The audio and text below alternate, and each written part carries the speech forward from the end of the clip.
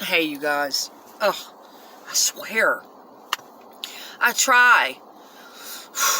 I do. I try to be a good person. I try to be a kind person. I try to be cool. But it seems like, I swear to God, every time I get started focusing on something, every time I get ready to make a video, every time I have a spiritual download or a message from Spirit comes upon me and I want to pass it along, or a creative idea or whatever it is, and I start working on it, I get a phone call. Somebody needs me. Somebody needs something. I am that person, and it's okay. I don't mind being that person, but I really have to guard that too and protect it and balance it out. Oof, I'll go into that later. It's been a minute. Y'all bear with me. I'm covered in dog hair. I gave my dog a bath. Took him to the store with me this morning. I got dog hair in my mouth. I got it all over my sweater. Fucking makeup on my sweater. I was doing my makeup, so y'all bear with me, okay? I'm not very well put together, but I'm working on it. I had to get up early. I'm just human, y'all. You know, I put out different videos all the time, and I like to give off different bits of my personality that are all true and authentic to me. Because in the past, people have seen some of my videos, and I might have been in a mood that day. Or I might have been, whatever going on about whatever, what have you. And they can't, that is what I want to be the example of. You cannot judge someone or get the full understanding of anyone's personality from a 5-minute video on the damn internet, one day, one attitude, and think that you know them, and think that that's all there is to them, and think, oh wow, that person is pretentious. That she must be a narcissist. Well, all she was talking, she had this attitude. And then the next time you see that motherfucker, they're like, just a cool, down-to-earth motherfucker that has shit going on like everybody else. So I like to do that. In some of my videos, I'm very scattered and human. I know people like to see human characteristics on other people. They can relate to that shit, right? They get tired of seeing perfectly put together and, right? It's more relatable. It's more human if you're all disheveled and dog hair all over you and shit going everywhere. I get that. But we shouldn't hate on people just because they might not always be down and relatable either. I've got a lot to say on that topic. A lot. Okay? I'll get that out at some point. Anyway, y'all know my videos are just for educational purposes, just for me to be talking, just sharing perspective, experience. Can't be responsible for what happens outside this video. Just like to share. And Kirstie Alley. Wow. I was thinking about Kirstie Alley. And unbelievable. Because I don't know. I grew up with Kirstie Alley.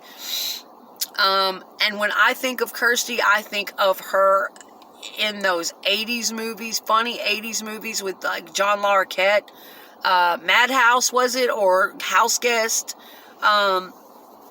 where they both got ran out of the house because they had so many guests, and it was incredibly funny. She was so drop-dead gorgeous in that film. I love Kirstie. I always loved her unique and raspy voice. She was just different. She was unique. She was funny. When I think of Kirstie, I think of Cheers. Yeah, I think of her 80s films. She and Mark Harmon, I think, were in a film together. God, I'm giving away how old I am. I also, when I think of Kirstie, I also think of Look Who's Talking franchise. Yeah, I mean, and hell, that's the 90s. And it's just not dawning on me that that's forever ago. That's 30 years ago, 40 years ago. Kirstie was 71. And so, it's just like, wow. She passed away, and I believe it was cancer. And I didn't keep up with her much after the Look Who's Talking franchise. towards the end of all that, I did. Was that the 80s or the early? I think it was the early 90s. But yeah. And it just made me think about life in general and how fast it really goes by. You know, and a lot of these celebrities, we don't see them every day. We're still thinking of them 20 years ago from when we were watching their stuff or whatever. And life has gone on, and you look up and it's like, wow, no way.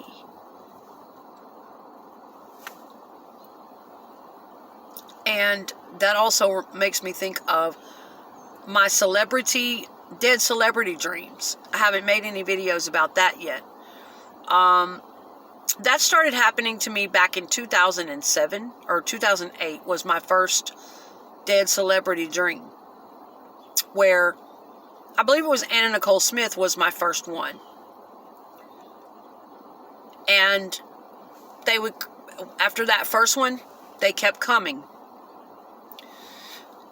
But it would all be dependent upon how I felt about that person, whether I was really into them or into their energy, into their work. I don't know why certain ones would come and other ones wouldn't. Was it just random? What was it? But I do have a list of about almost 10 deceased celebrity dreams and visitations that I have had after they passed away. They were all different. It's very interesting to me. My sister and I finally got to the point where we had a joke that when one of them would pass away, if it was somebody we were really fond of, she's like, well, they'll be here soon. You'll see them soon. It was weird. It really was weird. George Michael was one of them. Whitney Houston was one of them. I could keep naming a few, but I'm gonna keep it to myself because that way I'll have some interesting content to share with you guys in the coming future. I do intend to make that content. So many things about me that people don't know. So many things that, especially that spiritual side, that psychic side of myself, that I haven't really gotten around to being able, number one, not just to feel comfortable talking about it, but number one, having the time, having the relaxed point in my life where people weren't just coming at me right and left, requiring my energy. And so, yeah, it's coming. It's coming. There's so many interesting things that I've experienced that have happened to me that I would really like to share with other people that I think some of you would find interesting. But yeah, it was kind of with the dead celebrity thing and Kirstie Alley and coming back full circle here. And then we're going to get on into really what the topic of this video is about. It's kind of random, but it's going to come full circle with a point being life. Being life, don't take it for granted. Life and understanding why we're here. Life and doing the most with what we can while we're here. So I do have a point. I am going to come full circle. But Kirstie Alley has passed away, and it got me to thinking about some different things about my life. And speaking of dead celebrities, yes, for many years I call them visitations. I've always had deceased loved ones come to my dreams.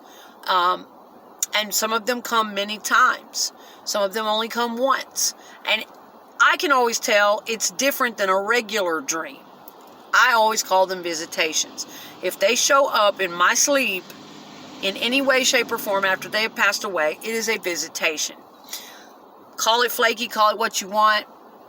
Psychic Sylvia Brown always said that. That's it. Dream, no dream, it doesn't matter what they were doing in the dream, or if some dreams you can really tell the difference. It's a vision. It's not a dream. It's not like you see, movie, like watching a movie and you see things going on and you're talking and interacting and you're doing things. You just see them standing there. Sometimes you can tell the difference really clearly that it is a vision or it is a visitation. Now, sometimes they will incorporate themselves into the dream. That is still a visitation. Anytime someone deceased comes to your sleep or your dream and incorporates themselves into the dream, or whether they're just standing there and it's clearly different, it is still a visitation either way. That is my personal feeling on it, and that is what resonates with me most. Okay. Now, that has always happened to me. They always come to my dreams. I'll talk about more of it in the future. My father came to me before he left this earth while he was still hooked up to machines. He came to my sleep, and there was no dream surrounding it. There was nothing except him walking. He was wearing white.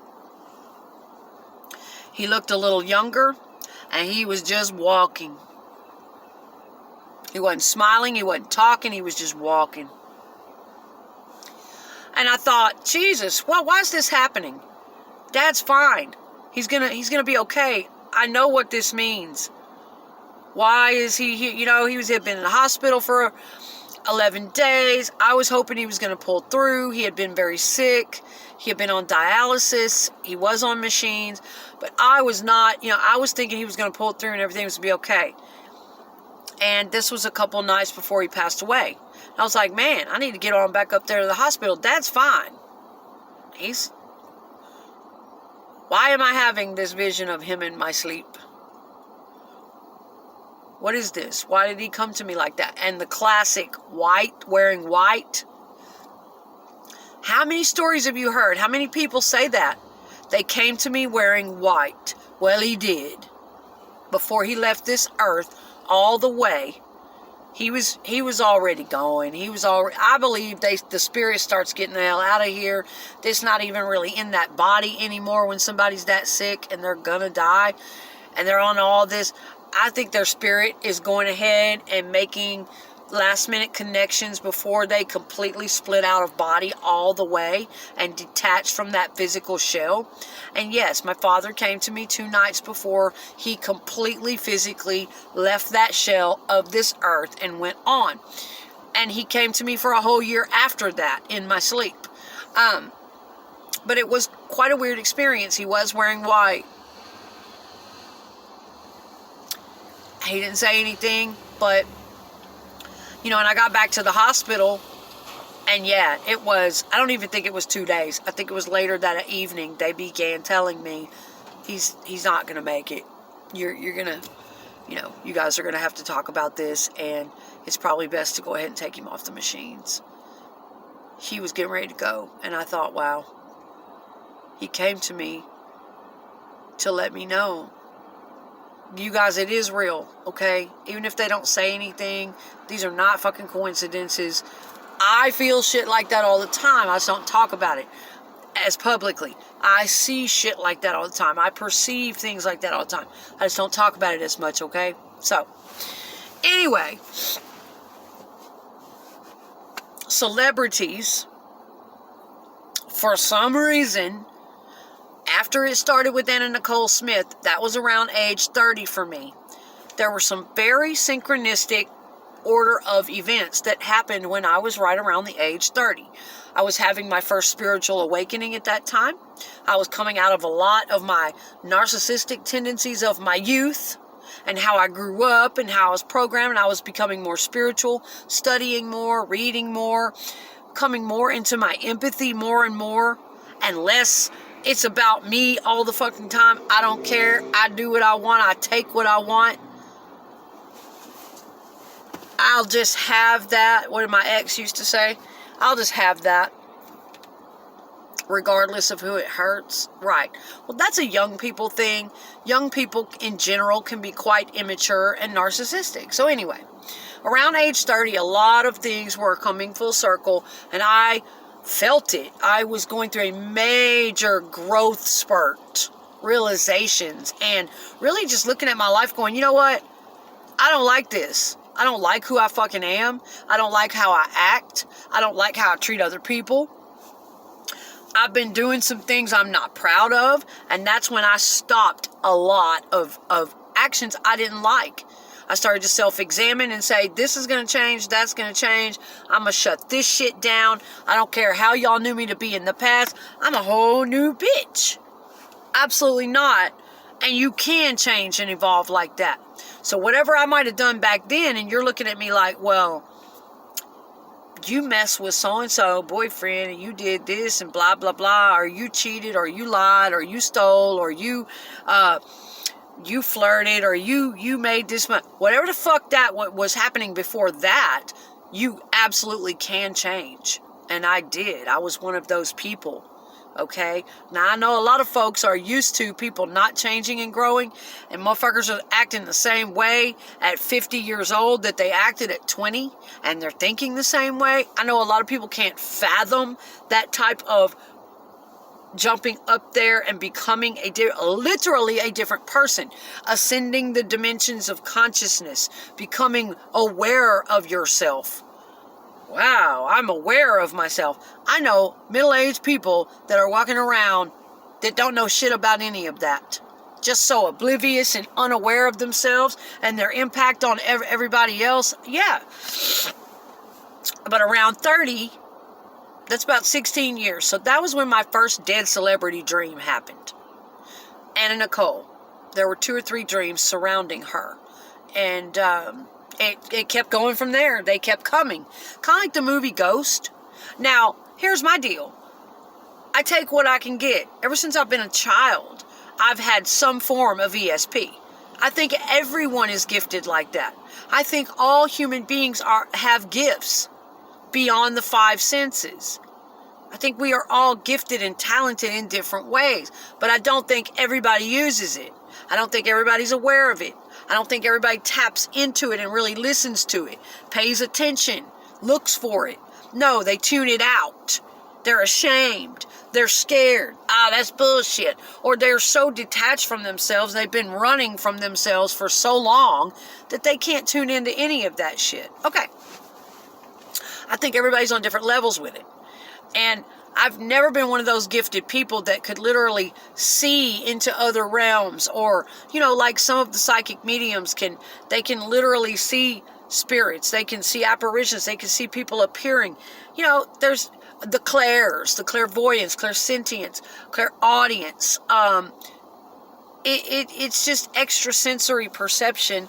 And I take what I have and I do the best I can with it. I use it. I tune into it. I try to make the most of it. I optimize what I do have. And as you work on developing those gifts, you will see them grow. You will see more and more. As you ascend levels of consciousness and you do your emotional and spiritual work here, you will see more and more will be revealed to you. Okay? It's not all going to come at once. This started many years. Hell, this started in my childhood. I would open my brain to receive. You first have to do that. I wouldn't shut down and stop feeling and fuck yeah, I was raised in abuse. Fuck yeah, I was raised in all kinds of situations where other people shut down and stop feeling. I didn't do that. The more you open your brain to receive, but that also means you have to do the physical work here. You're not going to get that ESP. You're not going to be able to tap into those gifted things if you're not doing your hardcore physical work on this planet. That's right. Facing your trauma issues, taking accountability for your actions, facing hardcore, ugly, boring, hurtful, scary lessons that you might not want to have to face. That's the gift of it. That's the reward of it. Sorry, if you're not doing your work and you're just bouncing around the physical, checked out of your physical all the time, not paying attention, not being accountable, not working on all of that, then you don't get to have the reward of those gifts. You are basically saying, I forfeit my gifts. And those people who are acting like that, they actually hate on the other people who haven't done that, who have done the physical work. There's reasons why I do this fucking work. That's right. Because it enables me to tap into other things. Alright. Nah. You can't sit here and go, I'm not going to do my work. And think that you're going to be gifted. Think that you're going to be able to open the rest of your gifts. That every human has the the potential for, that every unique human being has in some way, shape, or form. You're not going to be able to access yours. So that's the way I feel that, you guys. I don't think anybody on this earth has more than another person or is more special than another person. That's not what it's about. It's about what the fuck are you doing with your gifts. It's stupid to throw them away and not use them. I just think it's just, that's how it is. Some people are not using their gifts. Too bad. Don't be pissed off at me. Don't be pissed off at other people who are. Alright. I got a little baby dog here beside me.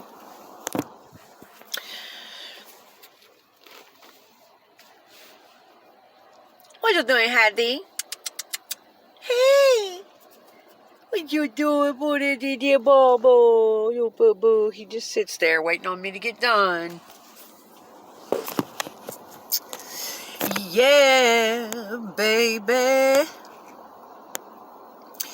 I said, yeah, baby. Alright. But yeah, I've been wanting to get on and talk to y'all for a minute. So back to Kirstie Alley, life, dead celebrities, deceased people, dreams, visions, ESP, psychic phenomenon, whatever.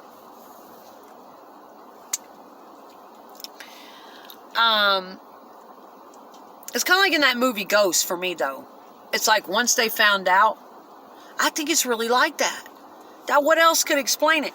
It's like in the movie Ghost, when spirits find out somebody can see them, somebody can hear them, somebody can perceive that extra energy. Oh shit, they don't stop coming. They all start lining up. It's kind of like that. That's kind of what happened on a much lesser level. No, I didn't like hear them talking all day long and see them standing in front of me, or no, I was nothing like that. Now, I believe there are people that can. But on the level I was able to perceive it and pick up on it, you see, that was through my dreams. A lot of times we pick up psychic information all day long. All day, every day, we are picking up bits and pieces and fragments. You just have to know how to perceive it. You have to know how to interpret it. You have to be listening. You just have to be one of those people that can receive certain things and think about it in a certain way and not let your logic and reason crush it out of your mind. And not be so busy and distracted and that you're numb, caught up in substances or out of your body all the time or stressed out all the time, and you're numb to it. You will not be able to perceive stuff like that then. But yes, if you're open to it, we are picking up on bits and pieces and fragments of other world, other realms, other dimensions, information, knowledge that we need all the time. We just have to know how to interpret it and use it. And I believe oftentimes, and yes, of course, I got this from somewhere, years and years of reading and studying and watching documentaries, taking an interest in the spiritual world, whatever, and through my own experiences, I come to my own conclusions. And I personally feel that a lot of times spirits will visit when a human is, just like I just said, they can't penetrate most people. It's very, very difficult because, number one, it's going to scare the shit out of us. Number two, we're not going to believe it. Number three, it just doesn't happen like that. So from what I've read, studied, and kind of experienced, is a deceased loved one or a spirit will come at a time where that human is calm, their brain is quiet, and they can receive the spiritual, that energy, okay? There's something about the energy. They can't just come busting in the middle of your day. It's not going to happen. There's too much going on in your brain. You can't get on the wavelength to perceive them. So, oftentimes, that's why they visit our dreams. That's why they will insert themselves into a dream that we're already having, or they will come in a vision in our sleep, or something like that, because that is the time when we are the most quiet, peaceful, our logic and reason is not turned on, where we're sitting there going, wait a minute, this is bullshit. We're not all caught up in the busyness of the day. Yeah. So, but it was kind of like that. It's like once it started happening to me, it started happening big time, all the time, depending on my energy and what I felt for that celebrity. These are people I didn't even know that were coming to my dreams after they had passed over. I don't know what the order of it was. It would be certain ones that, yes, definitely ones that I would have admired them or their work while they were on this earth. Now, I've had them not come. I've had celebrities that I really, really liked a lot that never did show up. So I don't really know, but I can't wait in the future to get more off into that because it's interesting. But yeah, Kirstie Alley. Damn, 25 minutes. I gotta hurry up, clip this. And a lot of times, I think that the energy of people who have passed on can come to us. It might not. It doesn't have to be family, and I don't think it has to be someone that we knew on this earth in the physical reality. Energy is energy. I think it can come to us. I often have that happen. When it is a time in my life where I need them for something, yes, it can come. Where I need their work, I need their wisdom. There is something that energy has come to teach me.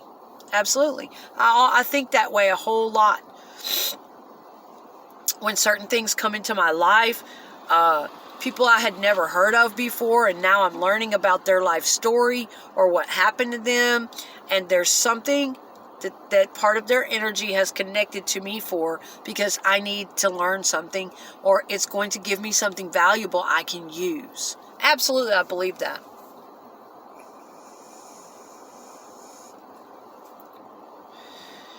And it just got me to thinking, guys, about how short our life really is here in this realm, in this existence.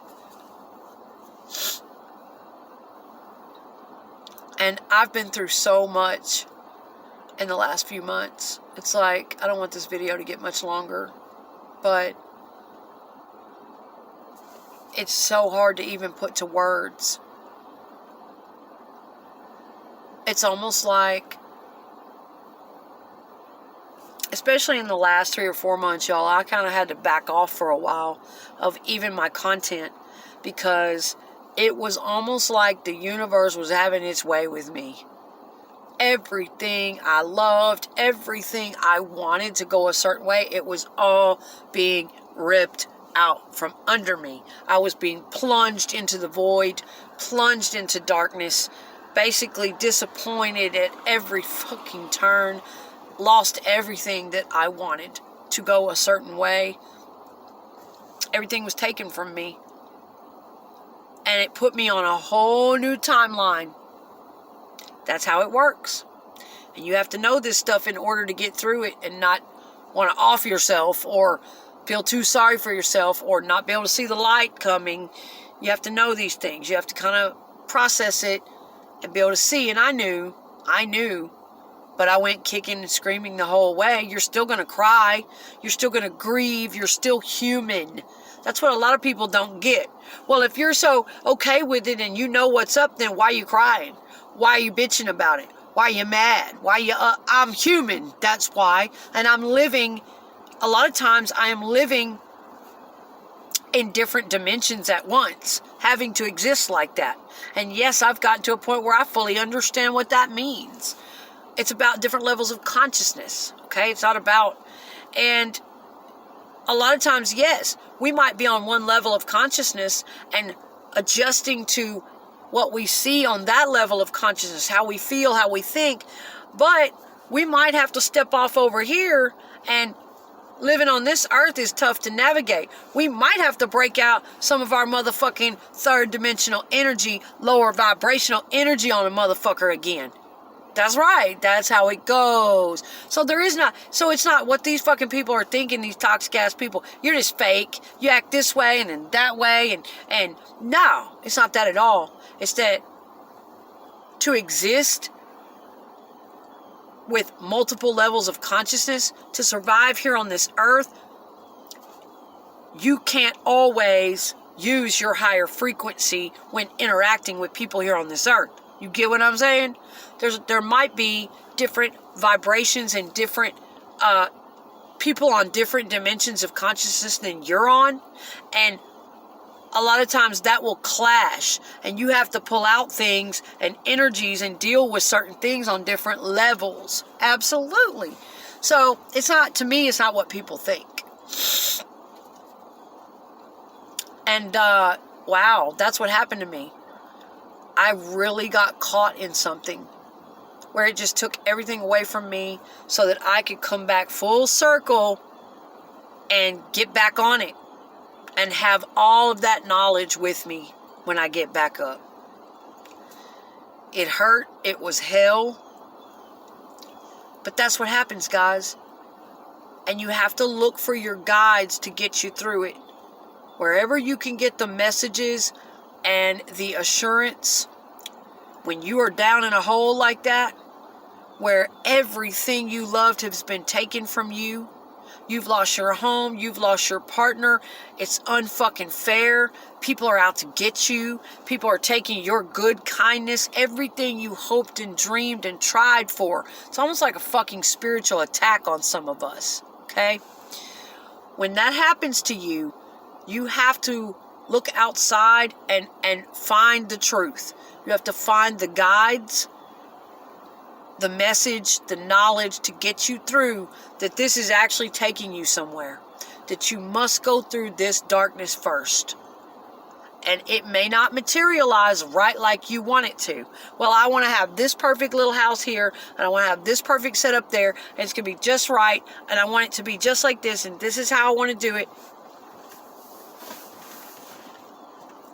For some of us, it's not going to happen like that. I'm not saying you can't get to a level of consciousness where you can manifest things in your physical reality more quickly. Yes, you can. But what I'm saying is, life does not always turn out exactly like we say, like we hope it will. And we have to be prepared for those curveballs. We have to be mentally, emotionally, and spiritually strong and prepared for those curveballs and prepared to take whatever spin it's going to put us in and spin gold with that shit. That's right. We have to be prepared to take everything that it's throwing at us and transmute all of it into something powerful, beautiful, useful. Yes. So, life is very short. I'm not going to get on into it in this video about everything that's happened, but you can't ever tell what a person's been through. I mean, if I could put into words what happened to me this last year, how hurtful and unfair, and all the years that I was trying to go a certain way and have a certain life, and the things I struggle with. People see me get on camera and say this and say that and talk about this and talk